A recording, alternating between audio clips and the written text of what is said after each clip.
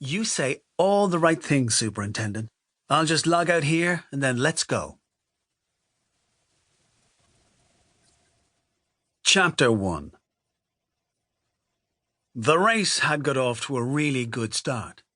The weather had been kind and the crowds had thronged to the racecourse in droves. The bars and restaurants were all doing well, and even the bookies had little to complain about, with the amounts being wagered well up on the previous year. John Dernan was one of the regular turf accountants to attend the festival. He was a man in his early 50s who had taken the business over from his father when he had retired 10 years previously. He travelled the country setting up his stall at several of the regular meetings held across the land, but he had a particular soft spot for Galway, coming from not far outside the county himself. Dernan, like the rest of the bookies, made their book to return a premium of around 10% of the bets laid, regardless of which horse won any race. This was done by calculating the actual odds for each runner, and then knocking their offer back a notch to ensure a margin. But Dernan had gone one better. Of late he had taken on a horse in each race, and had increased his takings as a result. He studied the field carefully, and elected a horse that he calculated had little chance of success.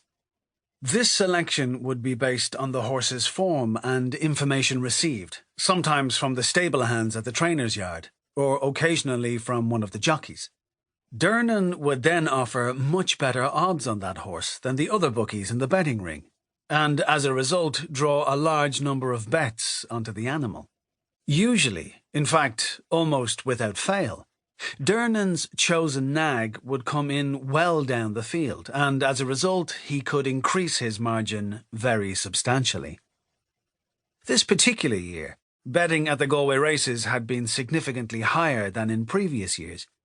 It was not unusual for bets running to several €1,000s to be placed on a single horse by a single punter, and while the bookies' take was a well-guarded secret, many of them would be heading home with tens of thousands in their brown leather bags.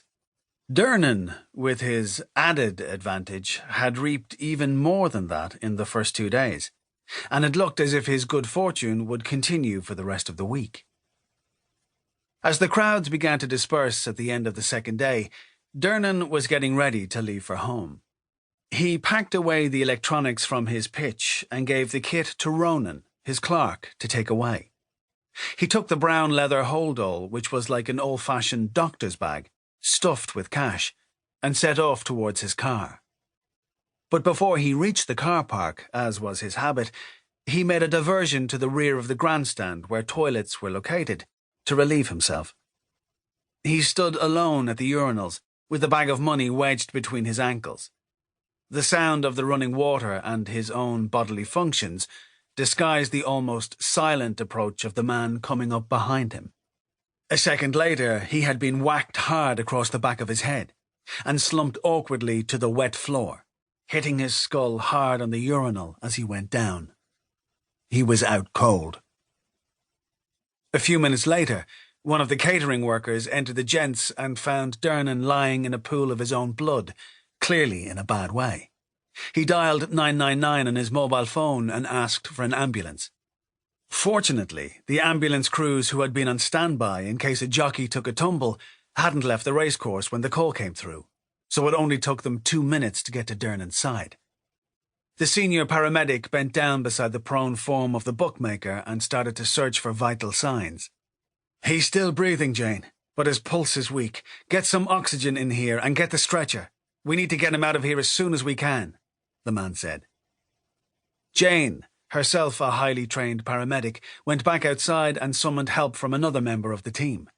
They brought a fiberglass stretcher into the toilets, maneuvering carefully in the tight space. "Right, let's get him out into the ambulance. I don't like the way he's looking, and his breathing is very weak. Prepare a saline drip and keep the oxygen going," the senior man instructed. A few minutes later, Dernan was stretched out, connected up to the onboard equipment in the back of the ambulance, which was slicing through the busy evening traffic on its way to the regional hospital out by the university. Electrodes had been attached to his chest, and another of the paramedic team was working on him to stop the blood loss from the back of his head. A needle had been injected.